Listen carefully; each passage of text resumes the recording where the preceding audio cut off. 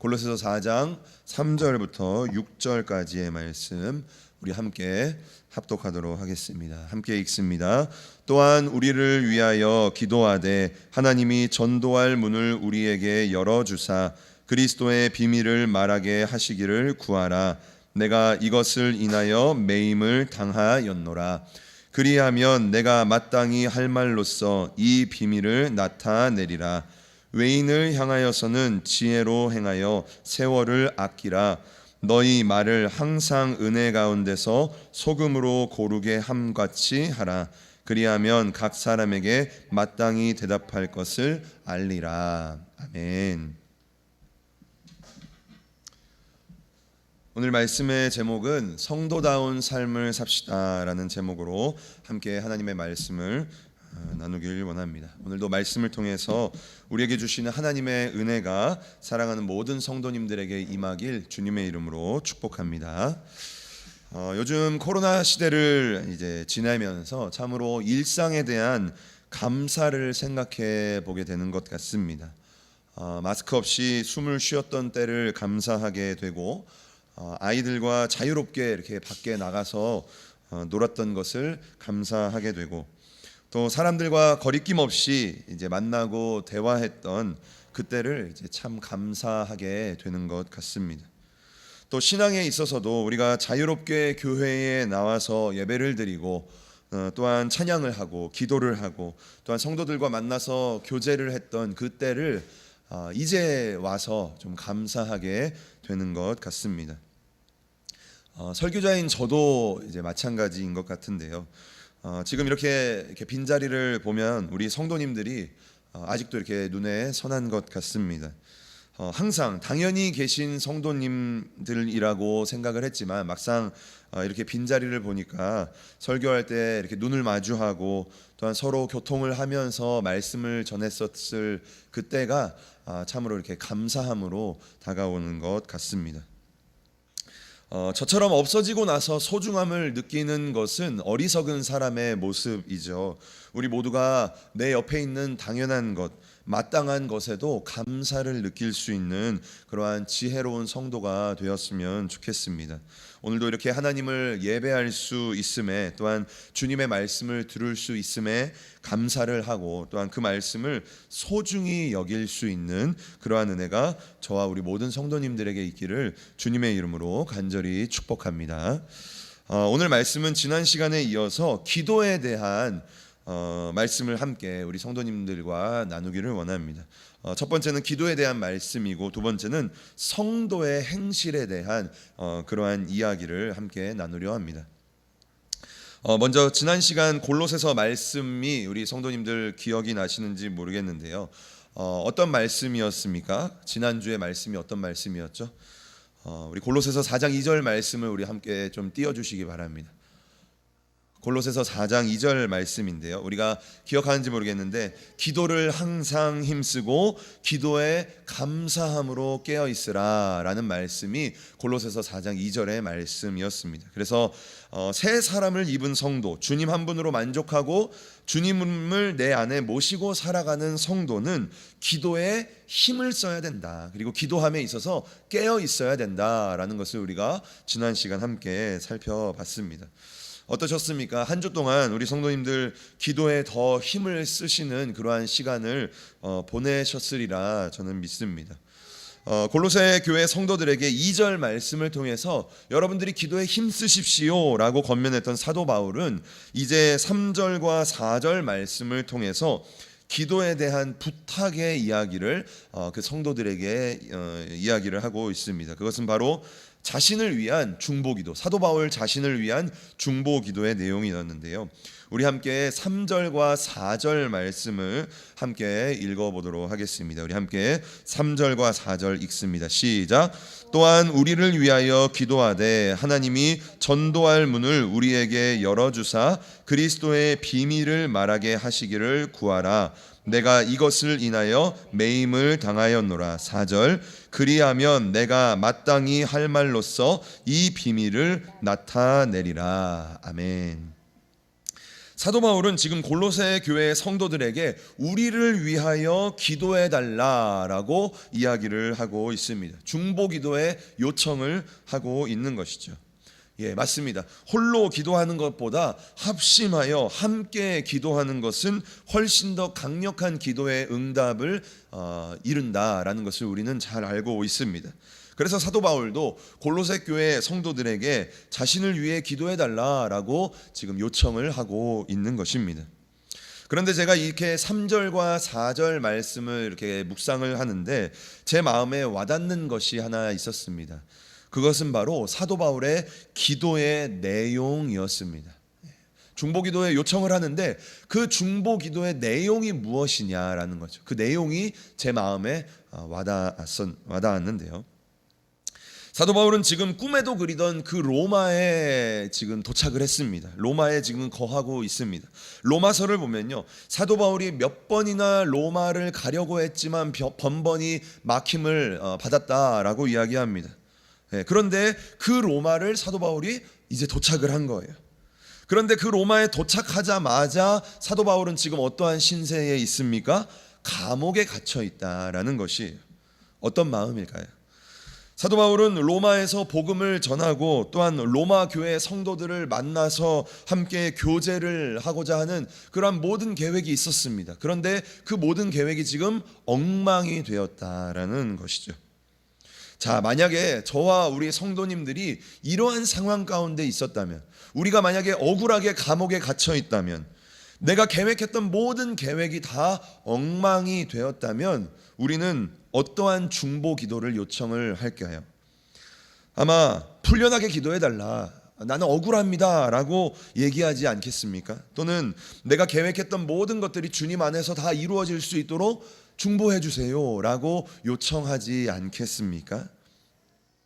그런데 사도 바울은요, 달랐습니다. 기도의 내용이 달랐습니다. 사도 바울의 기도의 포커스, 그 기도의 중심은요, 바로 하나님이었다라는 것이죠. 3절과 4절의 말씀이 좀 길지만 이것을 간단하게 말하면 이러한 내용입니다. 내가 하나님의 복음을 증거할 수 있게 기도해 달라라는 그러한 내용인 것이죠. 내가 감옥에서 풀려나게 해달라, 감옥에 있는 동안 그 감옥 생활을 위해 좀 기도해 주세요 라고 이야기하는 부분이 단 한 구절도 없다라는 것입니다. 오로지 하나님의 복음을 위해 사도 바울이 지금 기도 요청을 하고 있다라는 것이죠. 저는 사도 바울의 이 기도의 제목, 기도의 내용을 보면서 저의 기도의 내용을 살펴보게 되었습니다. 내 기도의 제목은 과연 무엇을 위한 것인가 라는 것이죠. 내 기도의 포커스, 내 기도의 중심은 과연 하나님을 위한 것인가, 아니면 내 육신과 내 욕심을 위한 것인가, 저의 기도의 제목들을 살펴보게 되었다라는 것입니다. 아마 우리 성도님들에게도 각자의 기도 제목이 다 있을 줄로 압니다. 자녀를 위한, 가정을 위한, 나의 육신의 건강과 나의 영혼을 위한, 또는 내가 하고 있는 사업과 직장을 위한, 우리 교회를 위한, 나라를 위한 각자의 기도 제목이 다 있는 줄로 압니다. 우리 성도님들은 무엇을 위해 지금 기도하고 계십니까? 우리 성도님들의 기도의 제목은 무엇입니까? 오늘 하나님께서 우리 기도의 제목에 대해서 한번 점검을 해보기를 원하신다라는 그러한 마음이 이렇게 제 안에 좀 들었습니다. 과연 내가 하고 있는 기도의 제목들은 무엇을 내가 지금 기도하고 있는가라는 것이죠. 내 기도의 포커스가, 내 중심이 과연 무엇을 향하고 있는가라는 것이죠. 하나님이 원하시는 것을 내가 기도하고 있는가, 아니면 내 육체와 내 욕심을 위한 것인가, 나는 어떠한 마음으로 지금 그러한 기도를 하고 있는가라는 것이죠. 사도 바울은 철저히 주님이 원하시는 것을 기도하면서 나아갔습니다. 그리하여 항상 사도 바울은 기도의 응답을 받으면서 그것을 경험하면서 살아갔습니다. 저는 하나님께서 오늘 예배를 통해서 우리의 기도의 제목을 다시 한번 만져주셨으면 좋겠다라는 생각이 듭니다. 아버지의 마음에 맞는 하나님이 원하시는 기도의 제목으로 우리를 이끌어 주시기를 저는 소망합니다. 저와 우리 모든 성도님들이 사도 바울과 같이 하나님의 마음에 합한 기도의 제목으로 나아갈 수 있게 되기를 주님의 이름으로 간절히 축복합니다. 자, 두 번째, 이어서 사도 바울은 5절과 6절 말씀을 통해 3절과 4절 말씀을 통해서는요, 중보기도에 대한 이야기를 하고 있고 5절과 6절 말씀을 통해서는 성도들의 행실에 대한 이야기를 하고 있습니다. 특별히 믿지 않는 사람들, 성경에서는 외인으로 표현되어지는데 이들에게 과연 성도들이 어떻게 행동을 해야 하는가, 그 내용을 이야기하고 있는데요. 우리 함께 5절과 6절 말씀을 함께 읽겠습니다. 시작. 외인을 향하여서는 지혜로 행하여 세월을 아끼라. 너희 말을 항상 은혜 가운데서 소금으로 고르게 함같이 하라. 그리하면 각 사람에게 마땅히 대답할 것을 알리라. 아멘. 사도 바울은 오늘 두 가지의 모습에 대해서 우리에게 이야기를 하고 있는데요. 첫 번째는요, 5절에서 말하는 세월을 아껴라 라는 것이고요. 두 번째는 6절에 나오는 은혜로운 말을 해라 라는 것입니다. 자, 사도 바울이 이 두 가지를 권면하고 있는 이유는요, 아까 말했던 외인, 믿지 않는 자들에게 복음을 전하기 위한 목적 때문이었습니다. 네, 성도들이 세월을 아껴서 기회를 잡아서 지혜롭게 그 외인들에게 복음을 전하라 라는 것이고, 6절 말씀은 성도들이 은혜로운 말을 통해서 믿지 않는 자들에게 마땅히 대답할 것, 그러니까 복음을 전해야 된다라는 것을 5절과 6절 말씀으로 이야기를 하고 있는 것이죠. 그런데 저는 이 두 가지의 내용이요, 단순히 믿지 않는 자들에게 복음을 전하기 위한 수단과 방법뿐만 아니라 우리 성도들의 삶의 전반적인 모습에 이 두 가지의 내용이 다 적용이 될 수 있겠다라고 생각이 들었습니다. 그러니까 우리 성도들의 삶에 있어서 우리는 언제나 어떻게 살아야 됩니까? 세월을 아끼면서 살아야 된다라는 것이죠. 그리고 두 번째, 우리는 성도로서 어떠한 삶을 살아야 됩니까? 우리의 말을 은혜롭게 해야 된다. 은혜로운 말을 하면서 우리가 살아야 된다라는 것이죠. 그렇다면 이 두 가지, 세월을 아끼고 은혜로운 말을 하는 모습은 어떠한 내용인가, 어떠한 모습인가, 우리가 함께 두 가지를 좀 함께 살펴보고 말씀을 마치려 합니다. 자, 첫 번째는 세월을 아껴야 된다라는 것입니다. 예, 세월을 아껴라. 우리가 잘 알고 있는 그러한 내용이죠. 헬라어로 이 세월, 시간이라는 것은 두 가지의 단어로 표현이 되어집니다. 첫 번째는 크로노스라는 거고, 두 번째는 카이로스라는 것입니다. 이 두 가지가 다 시간, 세월을 의미하는 그러한 단어입니다. 그런데 그 뜻은 다릅니다. 크로노스라는 이 시간은요, 어떠한 의미가 있냐면 지금 흘러가고 있는 시간, 그냥 아무 의미 없이도 아무것도 하지 않아도 흘러가는, 지나가는 그러한 시간을 크로노스라고 이야기를 합니다. 반면 카이로스라는 것은요, 이 흘러가고 있는 시간 속에서 내가 잡아야 되는 어떠한 기회, 어떠한 때, 내가 놓치지 말아야 할 어떠한 순간, 이러한 것들을 카이로스라고 이야기를 하고 있는 것이죠. 오늘 말씀에서 세월을 아껴라, 시간을 아껴라 라고 말할 때 사용되어진 이 시간은 두 번째 사용되어지는 카이로스라는 것입니다. 그러니까 우리가 반드시 잡아야 될 어떠한 기회, 어떠한 순간을 말하는 것이죠. 그래서 새 번역에서는요, 이 세월을 아껴라 라는 말을 기회를 선용해라, 우리에게 주어진 어떠한 상황과 환경을 선용해라 라는 그러한 표현으로 번역을 하고 있습니다. 저는 이 선용한다라는 말이 참으로 이렇게 마음에 와닿는 것 같습니다. 우리 모두에게는 문제와 어려움들이 다 존재합니다. 단 한순간도 문제가 없고 단 한순간도 어려움이 없는 삶은 아마 없을 것이다 라고 생각이 되어집니다. 특히나 요즘은 코로나로 인해 많은 사람들이 어려움을 당하고 있습니다. 성도와 교회가 어려움을 당하고 있다라는 것이죠. 특별히 우리는 힘든 시간을 지금 보내고 있다라는 것입니다. 그래서 우리 안에 어떠한 불평과 불만이 생길 수가 있습니다. 누군가를 향한 원망과 비난이 생길 수 있다라는 것이죠. 그런데 이러한 모습들은 어떠한 모습입니까? 이러한 힘든 시간 가운데 불평하고 불만하고 누군가에게 원망을 하는 그러한 모습은요, 세월을 아끼는 모습이 아니다라는 것이죠. 반대로 누군가는요, 이 힘든 시간을, 문제와 어려움을요, 기회로 여겨서 이것들을 선용하는 사람이 있다라는 것입니다. 성경에는 많은 사람들이 이처럼 어려움과 문제를 선용하여서 세월을 아끼는 그러한 모습을 많이 보였는데요. 그 중에 한 사람이 바로 야곱입니다. 우리가 야곱에 대해서 좀 잠깐 보려 하는데, 창세기 32장을 보면 야곱은 외삼촌의 집에서 자신의 재산과 가족을 다 이끌고 고향으로 돌아가게 됩니다. 그러던 중에 야곱은 큰 위기를 이제 맞이하게 됩니다. 이제 고향으로 돌아가다가 큰 위기를 맞이하게 되죠. 그 이야기는 바로 형 에서가 400명의 무리를 이끌고 지금 야곱 자신을 찾아오고 있다라는 것이, 이것은 무슨 말일까요? 야곱 자신의 생명과 자신에게 있는 12아들과 모든 아내들과 모든 재산을 다 잃을 수도 있는 그러한 문제에 지금 야곱이 직면했다라는 거예요. 문제와 어려움 앞에 지금 야곱이 있다라는 것이죠. 이때 야곱이 어떻게 행동을 합니까? 우리 성도님들 어떻게 행동을 하죠? 야곱이 무릎을 꿇습니다. 야곱이 기도에 힘을 쓰게 됩니다. 야복강 나루토에서 하나님과 밤새도록 영적인 씨름을 하게 됩니다. 그리고 나서 야곱이 했던 고백이 무엇입니까? 창세기 32장 30절을 세 번역으로 보면 이렇게 되어집니다. 우리 함께 한 목소리로 좀 읽었으면 좋겠습니다. 함께 읽습니다.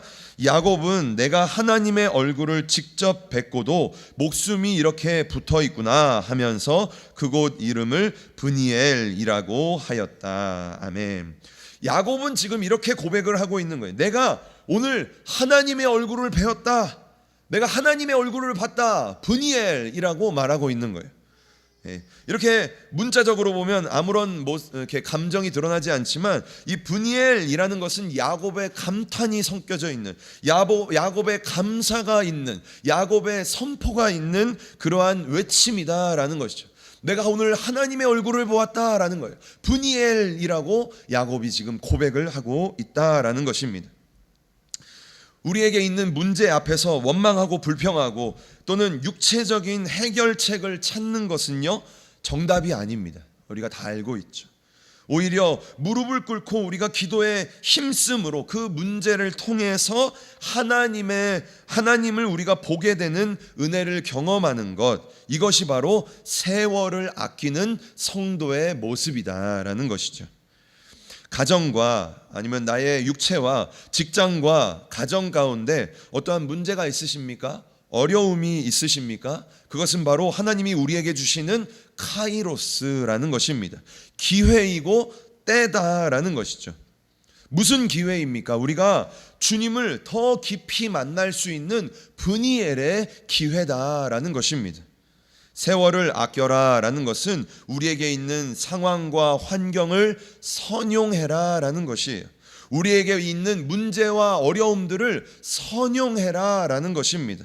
그것을 통해서 하나님을 만나라 라는 것입니다. 사랑하는 성도님들이 내게 있는 어려움과 문제를 주님을 만나는 기회로 선용할 수 있는 은혜가 있기를 주님의 이름으로 간절히 축복합니다. 자, 첫 번째는 세월을 아껴라 라는 것이고요. 두 번째는 은혜로운 말을 해라 라는 것입니다. 자, 우리는 하루에도 수없이 많은 말들을 하면서 살아갑니다. 그리고 우리가 뱉은 그러한 말은 우리의 인격을 드러내는 것이고, 더 나아가 나 자신을 상대방에게 보여주는 그러한 말입니다. 그래서 세상에서도 또 성경에서도요, 우리가 우리의 말을 절제하고 또한 우리의 말을 조심하면서 살아야 될 것을 강조하고 있다라는 것이죠. 그렇다면 예수님을 믿는 성도들은요, 어떠한 말을 하면서 살아야 될까요? 오늘 성경은 우리에게 어떠한 말을 해라 라고 가르치고 있을까요? 우리 함께 6절 말씀을 읽어보겠습니다. 우리 6절 읽습니다. 시작. 너희 말을 항상 은혜 가운데서 소금으로 고르게 함같이 하라. 그리하면 각 사람에게 마땅히 대답할 것을 알리라. 아멘. 새 사람을 입은 성도의 말, 내 안에 주님을 모시고 살아가는 그러한 성도의 말, 성도의 언어는 어떠해야 합니까? 오늘 6절 말씀을 보면요, 항상 은혜 가운데 해야 된다라고 이야기하고 있습니다. 마치 음식에 소금을 치는 것처럼 그러한 말을 해야 된다라고 이야기하고 있습니다. 이 은혜 가운데 한다라는 것을 원어로 보면요, 은혜가 넘치도록 해야 된다, 은혜가 가득해야 된다라고 이야기를 하고 있습니다. 자, 그러면 우리 성도님들에게 한번 질문을 해볼까요? 우리 성도님들 한번 생각해 보셨으면 좋겠는데요, 은혜가 가득한 말이라는 것은 무엇일까요? 그러니까 은혜로운 말을 한다라는 것은 무엇을 우리에게 요구하는 것일까요? 말을 예쁘게 하는 것일까요? 아니면 매너 있게 친절한 말을 하는 것을 은혜로운 말이다라고 이야기를 하고 있을까요? 우리 한국어에서 이 말이라는 어원을 찾아보면 이 말이라는 것은 원래 마알이라는 것이라고 합니다. 한번 PPT로 띄워주시기 바랍니다. 말이라는 것은요, 마알이라는 것이에요. 두 글자예요. 그게 어원이라고 합니다. 그러니까 마알을 좀 빠르게 하면 말이라는 것이죠. 자, 그렇다면 이 마알이라는 것은 무슨 의미가 있을까요? 마알이라는 것은요, 마음의 알갱이라는 뜻이 있습니다. 저는 이번에 처음 알았어요. 그러니까 말이라는 것은요, 마음의 알갱이라는 그러한 어원을 담고 있다라는 것이죠. 말이라는 것은 우리의 마음에 있는 것이 입 밖으로 알갱이처럼 나오는 것을 이야기한다라고 의미를 그렇게 이야기를 하고 있습니다. 성경을 보면요, 예수님도 똑같은 말씀을 하십니다. 마태복음 15장 18절을 보면 예수님께서 이렇게 말씀을 하십니다. 우리 함께 읽어보겠습니다. 시작. 입에서 나오는 것들은 마음에서 나오나니 이것이야말로 사람을 더럽게 하느니라. 아멘. 우리의 입에서 나오는 말은 어디에서부터 지금 나온다라고 예수님이 말씀하십니까? 우리의 마음에서부터 그 말이 나온다라고 이야기하고 있습니다. 자, 그렇다면 우리는 이렇게 생각할 수 있는 것 같습니다. 자, 우리의 말에 은혜가 넘치려면요, 어떻게 해야 합니까? 내가 은혜로운 말을 하기 위해서는요, 먼저 우리의 마음에 은혜가 있어야 된다라는 것이에요. 내 마음에 은혜가 넘치게 되면 자연스럽게 내 말이 은혜롭게 나아가게 된다라는 것을 성경이 말하고 있다, 예수님이 말하고 있다라는 것이죠. 우리는 종종 이렇게 말합니다. 저 사람은 말투가 왜 저래? 저 사람은 말하는 걸 좀 고쳐야 돼 라고 얘기합니다. 또는 우리는 자녀에게 이렇게 얘기하죠. 야, 너는 아빠에게 말하는 게 왜 그러냐?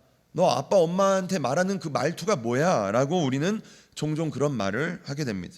그런데 우리는 반드시 기억해야 될 것이 무엇이냐면요, 말투나 말의 내용이 좋지 않은 사람은요, 그 사람의 마음에는요, 반드시 마음에 상처가 있다라는 것이에요. 말투가 좋지 못한 사람, 말의 내용이 좋지 않은 사람, 뭐 말만 하면 누군가를 비난하고 말만 하면 잘 이렇게 좀 비꼬는 말을 하는 그러한 사람들의 마음을 보면요, 마음에 상처가 있다라는 것이에요. 우리는 상대방의 말을 통해서 그 사람의 마음을 볼 수 있어야 합니다.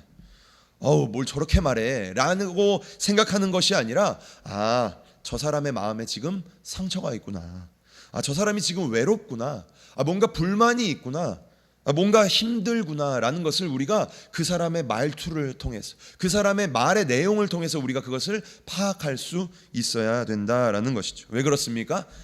마음에 있는 게 반드시 입 밖으로 나오게 되기 때문입니다.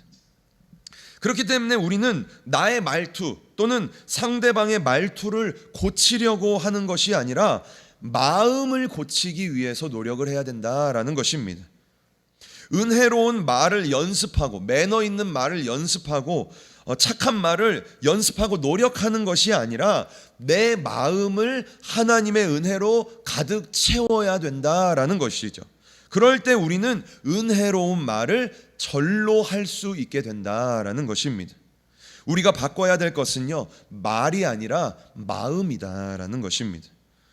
오늘은 좋은 말, 오늘은 긍정적인 말, 오늘은 우리 자녀들에게 은혜로운 말만 해야지라고 한다고 내 말이 바뀌는 것이 아니라 하나님의 은혜로 내 마음이 풍성해질 때, 하나님의 은혜를 내가 하루하루 느끼며 살아갈 때 내 입에서 저절로 은혜의 말이 나오게 된다라는 것입니다. 그렇기 때문에 우리가 무엇을 위해서 기도를 해야겠습니까? 주님, 제 마음을 바꿔주세요 라고 기도해야 되는 거예요. 주님, 제 마음에 은혜를 부어주세요, 은혜로 제 마음을 채워주세요 라고 우리가 기도해야 된다라는 것이죠. 그럴 때 가족들을 향한 또는 이웃들을 향한 또는 하나님을 향한 나의 말과 나의 언어가 은혜롭게 바뀌게 된다라는 것입니다. 우리의 마음의 변함에 따라 우리의 말도 은혜롭게 바뀔 수 있는 은혜가 저와 우리 모든 성도님들에게 있기를 주님의 이름으로 간절히 축복합니다. 자, 결론을 맺겠습니다. 오늘은 3장에서 3절에서 6절까지의 말씀을 통해서 우리가 세 가지의 내용을 함께 살펴봤는데요. 첫 번째는 바울의 기도의 제목, 바울의 기도의 내용에 대해서 우리가 함께 살펴봤습니다. 사도 바울은 골로새 교회 성도들에게 중보기도 요청을 하면서 복음이 전해질 수 있게 기도해 주십시오라고 이야기를 했습니다. 바울의 기도의 중심은 바로 내가 아니라 하나님이었다라는 것이죠. 하나님의 마음에 합한, 하나님이 원하시는 그러한 기도를 사도 바울이 했다라는 것입니다. 자, 그렇다면 우리의 기도의 제목은 어떻습니까? 내가 지금 기도하고 있는, 내가 지금 하나님께 부탁하고 있는 그러한 기도의 내용은 과연 하나님을 위한 것인가, 아니면 나의 육신과 나의 정욕을 위한 것인가, 우리가 한번 생각해 봤으면 좋겠다라는 것이죠. 그리고 하나님이 원하시는, 하나님이 바라시는 그러한 기도의 제목으로 내 기도의 내용이 바뀔 수 있도록 우리가 하나님의 은혜를 구해야 된다라는 것을 함께 살펴봤습니다. 두 번째는 문제를 선용해라, 세월을 아껴라 라는 것을 봤습니다. 사도 바울은 성도들에게 세월을 아껴라 라고 이야기합니다. 우리는 우리에게 주어진 시간과 환경을 선용해야 합니다. 우리 앞에 놓여진 문제와 어려움을 선용해야 된다라는 것이죠. 답답하고 어려운 상황을 바라보면서 낙심하고 염려하고 절망하는 것이 아니라 왜 이런 일이 나에게 생겼지라고 낙심하는 것이 아니라 오히려 그 문제를 통해서 우리가 하나님을 볼 수 있는 기회로 삼아야 된다. 그것이 바로 브니엘의 기회다라는 것을 우리가 함께 살펴봤습니다. 우리에게 있는 문제와 어려움을 통해서 우리가 하나님을 볼 수 있는 그러한 성도님들이 되었으면 좋겠다라는 이야기를 함께 살펴봤고요. 마지막으로 세 번째는 은혜로운 말을 해라라는 것입니다. 예수님이 내 안에 계신 성도의 말은요, 은혜로운 말이어야 된다라는 것입니다. 우리가 단 한마디의 말을 누군가에게 해도, 우리 가족들에게 해도, 우리 이웃들이나 우리 성도들에게 해도 그 말이요, 어떤 말이어야 됩니까? 은혜로운 말이어야 된다라는 것이에요. 말은 곧 마음에서 나온다라고 말씀드렸습니다. 우리의 마음이 하나님의 은혜로 가득 찰 때 우리는 비로소 은혜로운 말을 할 수 있다라는 것을 함께 살펴봤습니다. 우리의 모든 신앙의 생활이 그렇지만 이 세 가지의 모습들은요, 하나님의 은혜가 없이는 될 수 없는 모습인 것 같습니다. 나의 힘과 나의 노력으로는 분명한 한계가 있다라는 것이죠. 그래서 우리는 하나님께서 간섭해 주시지 않으면, 하나님께서 지혜를 주시지 않으면, 하나님께서 변화시켜 주시지 않으면 우리는 이러한 모습들을 살아갈 수 없다라는 것입니다. 그래서 우리에게는 하나님의 은혜가 더 필요합니다. 성령님의 인도하심이 더 필요한 것이죠.